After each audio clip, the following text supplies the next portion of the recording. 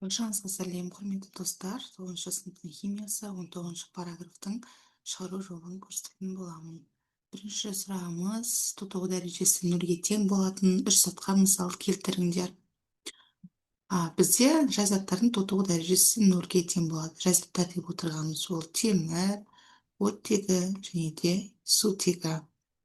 Тотығу дәрежелері бойынша қосылыстың формуласын құрастырыңдар. Алюминий карбиді.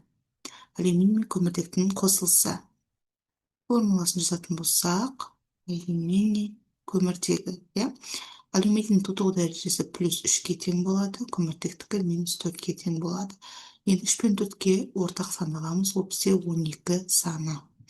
12-ні 3-ке бөлсек 4, 12-ні 4-ке бөлсек 3. Сонда формула алюминий 4s3 болады. Көміртек нитриді. Көміртек пен азоттың қосылысы, яғни көміртек азот. Көміртек азот. Азот -3, көміртек +4. Сонда осы жерден бұл жерде 12 болады, ортақ бөлгіші. Сонда алюминий 3s4 болады.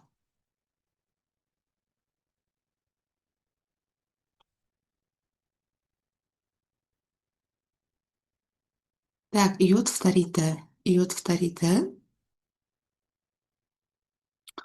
Йод фториді, йод фтор болады. Мінекей, йод фтор. Фтор -1 тотығу дәрежесін көрсетеді, ал йод +1 тотығу дәрежесін көрсетеді. Сонда формула осы йод F болып қалады. Йод F-тің өзі болып қалады. Ешқандай да индекстер керек емес. Кальций бромиді. Кальций бром, бром -1 тотығу дәрежесі көрсетеді, кальций +2. 2-ке бірге ортақ санды аламыз, ол бізде 2 саны. Сонда 2-ні 2-ке бөлсек 1, 2-ні 1 бөлсек 2, сонда кальций бром 2 болады екен формула. Фосфор хлориді. Фосфор хлориді. Фосфор -1, хлор -1, фосфор +5 тотығу дәрежесін көрсетеді. Екеуіне де бөлінетін ең кіші ортақ сан 5 саны. 5-ті 5-ке бөлсек 4, 5-ті 1-ге бөлсек 5. П хлор 5 болады екен. Келесі формуладағы әрбір элементтің тотығу дәрежесін анықтап заттарды атаңдар. Магний О, оттек -2, магний +2 тотығу дәрежесін көрсетеді. Күкірт 6 оксиді, оттек -2, күкірт +6 тотығу дәрежесін көрсетеді.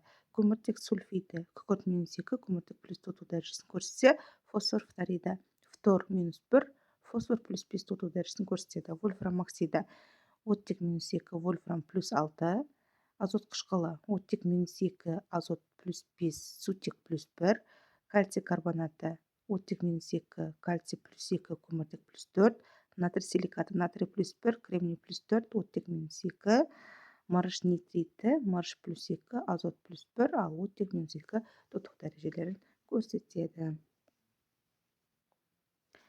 4-ші тапсырма бор нитритінің, мырыш фосфидінің формуласын құрастырып, тотығу дәрежесінің және химиялық байланыстарын анықтаңдар. Бор нитриті, ол жерде бор және де азот бар. Бор +3, азот -3 тотығу дәрежесін көрсетеді. Тотығу дәрежелері бірдей болғандықтан, ол жерде индекстерді қажет етпейді. Формула BN болады.